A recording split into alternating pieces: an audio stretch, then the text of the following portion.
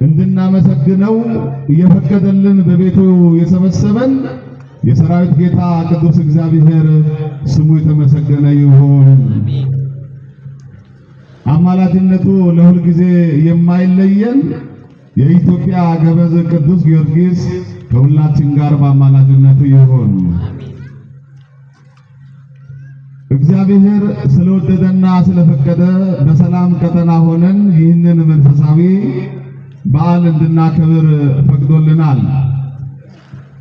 ነገር ግን ሰላም ርቋቸው በሰላም መውጣት መግባት ያልቻሉ ብዙ ወገኖቻችንም እንዳሉ መርሳት የለብንም። እኛ ግን እግዚአብሔር ፈቅዶ በቤቱ ሰብስቦን ቅዱስ ስሙን እንድንጠራ ቅዱስ ቃሉን እንድንማማር አማናዊት በሆነችው ቤተክርስቲያን የሰበሰበን ለምስጋና ለክብር የጠራን የነገሥታት ንጉሥ የሆነው እግዚአብሔር ስሙ የተመሰገነ ይሁን። እስቲ እግዚአብሔርን አመስግኑ።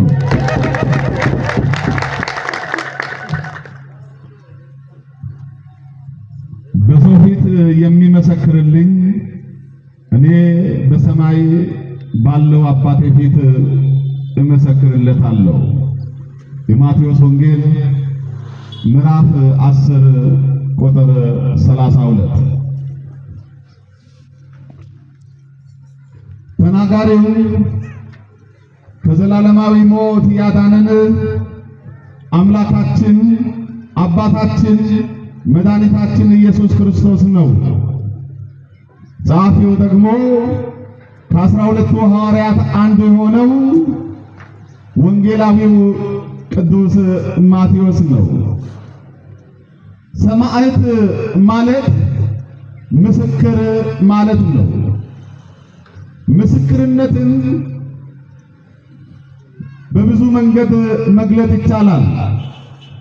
የመጀመሪያው ምስክርነት ሳይፈሩ ሳያፍሩ የኢየሱስ ክርስቶስን ስም በመናገሬ ወይም ስለ ስሙ በመመስከሬ ፈተና የመጀመሪያው ከፈተና አልፎ ችግር፣ ግርፊያ፣ መታሰር ይደርስብኛል ብለው ሳይፈሩ ኢየሱስ ክርስቶስ የነገሥታት ንጉሥ የሆነ ከባህሪ አባቱ ከአብ ጋር እኩል የሆነ ከባህሪ ሕይወቱ ከመንፈስ ቅዱስ ጋር እኩል የሆነ እኛን ለማዳን ከሰማይ የወረደ ከቅድስተ ቅዱሳን ከድንግል ማርያም የተወለደ ርቀን የነበርነውን ያቀረበን ተጥለን የነበርነውን ያነሳን ብሎ ይህንን ምስክርነትን ባመኑትም ባላመኑትም ሰዎች ፊት ሰዎቹ ይሄንን ድምፅ የሚሰሙ ሰዎች ንጉሥ ሊሆን ይችላል፣ የአገር መሪ ሊሆን ይችላል፣ ተራ ሰው ሊሆን ይችላል። ነገር ግን ሰው ፊት ይሄን ምስክርነት መስጠት ነው። በሰው ፊት የሚመሰክርልኝ መታደል ነው ወገኖች። ጌታችን መድኃኒታችን ኢየሱስ ክርስቶስ በዚህ በማቴዎስ ወንጌል ምዕራፍ 5 ቁጥር 13 ላይ መልካሙን ስራችሁን አይተው ሰዎች የሰማይ አባታችሁን እንዲያመሰግኑ ብርሃናችሁ በሰው ፊት ይብራ ይላል። ክርስቲያኖች ብርሃን ናቸው። ለምን? ብርሃናዊ የሆነ አምላክን ኢየሱስ ክርስቶስን የሚያመልኩ ስለሆነ። ክርስቲያኖች ሕይወት ናቸው።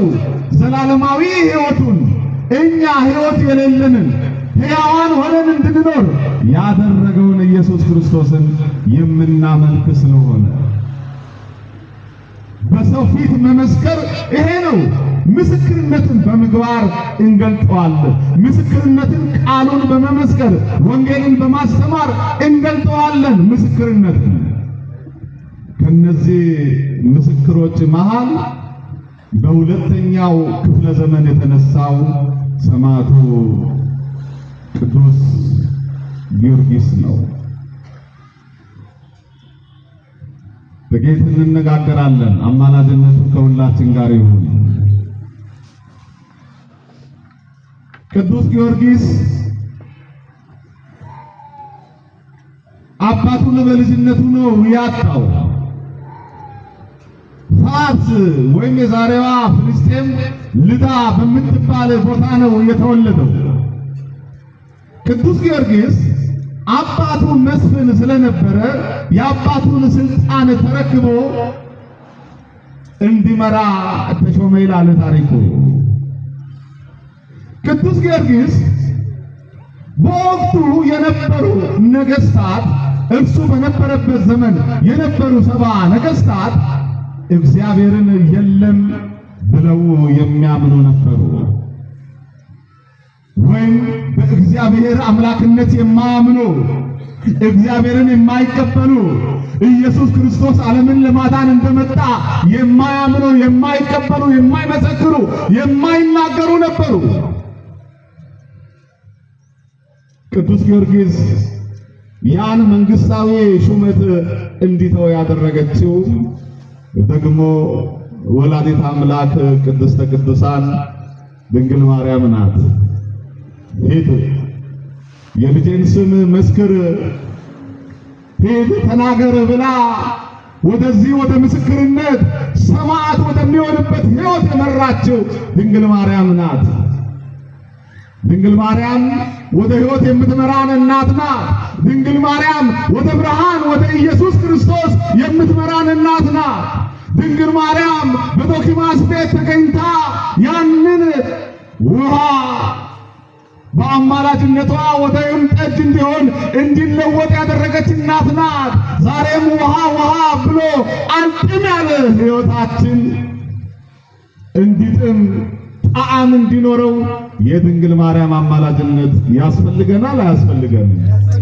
እስቲ አመስግኗት እናታችን ወላዲተ አምላክ። ታዲያ ይህ ሰማዕት ሄደ ምን ለመሆን? ቅድም እንደነገርኳችሁ በማቴዎስ ወንጌል ምዕራፍ 10 ቁጥር 32 ላይ በሰው ፊት የሚመሰክርልን መመስከር ጀመረ። ኢየሱስ ክርስቶስ ጌታ እንደሆነ ብትመሰክር፣ ክርስቶስ እግዚአብሔር እንዳነሳው ብትናገር ትድናለህ ተብሎ ተናግሯልና ቅዱስ ጳውሎስ ኢየሱስ ክርስቶስ ጌታ ነው። ኢየሱስ ክርስቶስ አዳኝ ነው። ኢየሱስ ክርስቶስ አምላክ ነው። ኢየሱስ ክርስቶስ ፈጣሪ ነው። ሰዎች በዚህ የዓለም ጌታ በዚህ የዓለም ፈጣሪ ካላመኑ የዘላለም ሕይወት አያገኙም። እናንተ ነገሥታት እርቃናችሁን ያላችሁ ከእግዚአብሔር የተለያችሁ የእግዚአብሔር ጸጋ የራቃችሁ ኑ ብሎ መናገር፣ ማስተማር፣ መመስከር ጀመረ። ቅዱስ ጊዮርጊስ ስሙን በመመስከሩ የኢየሱስ ክርስቶስን ሽልማት አይደለም እየተሰጠው። ቅዱስ ጊዮርጊስ ታሰረ። ቅዱስ ጊዮርጊስ ተገረፈ። ቅዱስ ጊዮርጊስ ተገደለ። ስንት ጊዜ? 3 ጊዜ ሞተ፣ 3 ጊዜ ተነሳ። ያንን ሁሉ መከራ አለፈ። በሰው ዘንድ የማይቻል በማን ዘንድ ይቻላል ይላል? በእግዚአብሔር ዘንድ። እስቲ ጌታ እግዚአብሔርን አመስግኑ ወገኖች። እግዚአብሔር ይችላል። ያልቻለበት የማይችልበት ጊዜ ሰዓት የለም። እኛ እንመን እንጂ። ቅዱስ ጊዮርጊስ እኮ ተራ ስም አይደለም የያዘው። ቅዱስ ጊዮርጊስ እኮ ተራ ስም አልነበረም የተሸከመው። ቅዱስ ጊዮርጊስ የመሰከረው ስለ ኢየሱስ ክርስቶስ ነው። ቅዱስ ጊዮርጊስ ይህንን አምላክ ነው የመሰከረው። አዳኝነቱን ነው የመሰከረው። ፈጣሪነቱን ነው የመሰከረው። ሰዎች በእርሱ ካላመኑ፣ በእርሱ ዘላለማዊ አምላክ መሆኑን ካላመኑ እንደማይድኑ ነው የተናገረው። ቅዱስ ጊዮርጊስ 3 ጊዜ ሞተ። 3 ጊዜ ደግሞ እግዚአብሔር አስነሳው።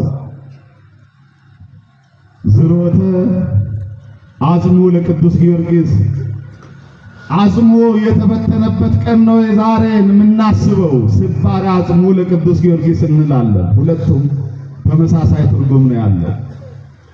የቅዱስ ጊዮርጊስ አጽሙ ስለማን ብሎ? ስለ ኢየሱስ ክርስቶስ ብሎ። ስለማን ብሎ? ስለ አምላኩ ብሎ መሰከረ። ምን ብሎ? አዳኝ ነው ብሎ። ምን ብሎ? ፈጣሪ ነው ብሎ። ምን ብሎ? ዘላለማዊ አምላክ ነው ብሎ። ምን ብሎ? በእርሱ ካላመናችሁ የዘላለም ሕይወት የላችሁም ብሎ መሰከረ። ቅዱስ ጊዮርጊስ ሲሞት ብዙ ሰው ያምን ነበር፣ ይጠመቅ ነበር፣ ሰማዕት ይሆን ነበር። እንኳን በሕይወቱ በሞቱ ብዙዎችን ወደ ክርስቶስ ወደ ክርስትና ማርኮ የእግዚአብሔር ልጆች እንዲሆኑ ያደረገ ሰማዕት ነው። ቅዱስ ጊዮርጊስን ለምን እናከብራለን ወገኖች? አንዳንዶች ባለማወቅ ሰማዕታትን፣ ጻድቃንን፣ ቅዱሳንን ኦርቶዶክሳውያን ለምንድን ነው የሚያከብሯቸው? ጽርፈት ሲናገሩ እንሰማለን። በማቴዎስ ወንጌል ምዕራፍ 10 ቁጥር 40 ላይ ራሱ ባለቤቱ ኢየሱስ ክርስቶስ ነግሮናል። አክብሯቸው ብሎ ነግሮናል። ጻድቅን በጻድቅ ስም የሚቀበል የጻድቁን ዋጋ ያገኛል አለ። ጻድቅን ነቢይን በነቢይም ስም የሚቀበል የነቢዩን ዋጋ ያገኛል። ከነዚህ ታናናሾች ለአንዱ በደቀ መዝሙሬ ስም ቀዝቃዛ ውሃ ብታጠጡ ዋጋቸው አይጠፋም ይላል። ክብር ምስጋና ለአምላካችን ይሁን። ክብር ምስጋና ለአምላካችን። መላ ሕይወታቸውን ለእግዚአብሔር ብለው ያሳለፉ ቅዱሳንን ማክበር ስላከበርን እንከብራለን። ስለዘከርን እግዚአብሔር ለነሱ በገባው ቃል ኪዳን መሰረት እኛንም ያስበናል። በዮሐንስ ራእይ ምዕራፍ 6 ቁጥር 9 ላይ እንዲህ ተብሎ ተጽፏል። አምስተኛው ማተም በተፈታ ጊዜ ይላል ቅዱስ ዮሐንስ፣ ስለ እግዚአብሔር ቃል የታረዱ ነፍሳትን ከመሠዊያው በታች አየው። እነርሱም ቅዱስና እውነተኛ እግዚአብሔር ሆይ። አያችሁ፣ እነዚያ ሰማዕታት ምን ይላሉ?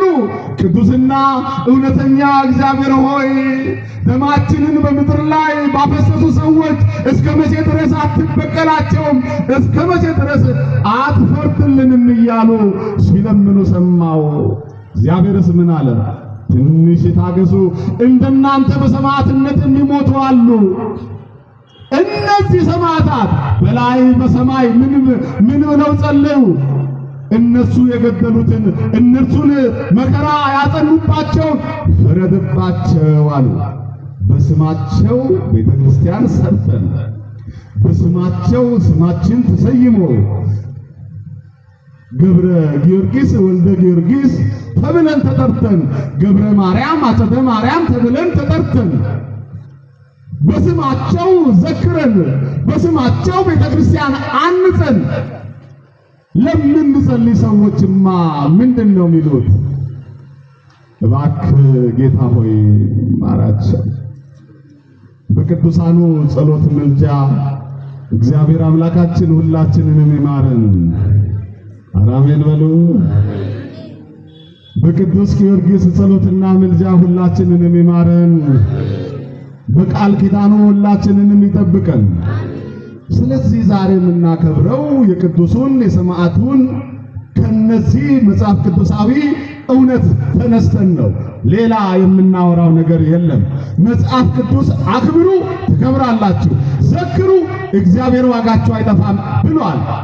ምስክርነታቸው ደግሞ ሰማያዊም ስለሆነ ነው።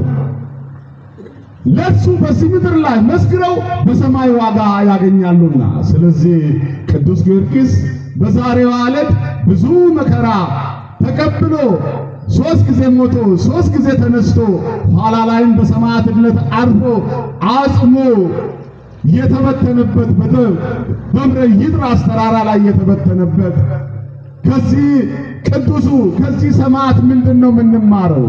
ቅዱሱ ሃይማኖቱን እስከ መጨረሻ ድረስ ጠበቀ።